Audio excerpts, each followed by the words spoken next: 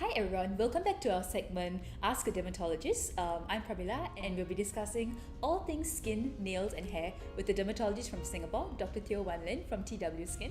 Hi Pramila, it's my pleasure to be back. Okay, so today we'll be continuing our discussion with acne and pimples. Once you get a pimple and stuff, people tend to lean towards facials and extractions. Do you think they are as effective as we think they are? Well, it's a very common misconception and easily 9 out of 10 people with acne that come to see me have had some form of facial extraction done. I always advise against it. Now, first of all, because squeezing and picking your pimples or any part of your face will lead to scars. And the second thing is that when you're not using medically sterilized equipment, which is what we use in a hospital setting, you could get infections. Your fingers, for example, are full of bacteria, and you just make the inflammation worse. The other thing, of course, is that facials, whereby either they just wash your face or apply certain peeling products.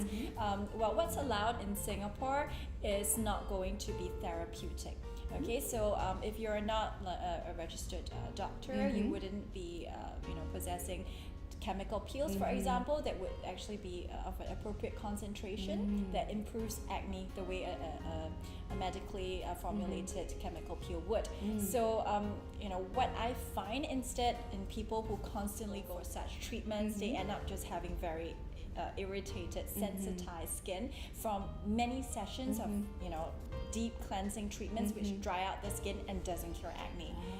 Yeah, because acne, as we discussed before, it's not just about oily skin. You need a few things. So genetics, which drive inflammation, oily skin, which is driven by hormones. Okay, so having an imbalance of male and female hormones can also result in acne.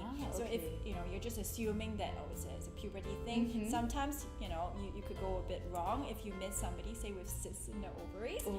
So if you're a teenage girl and you have really irregular menstrual cycles together with severe acne on your face, you might want to see a dermatologist who would then suggest further investigations if you are at risk of, say, polycystic ovary. Wow, that was really comprehensive. Thank you for joining us.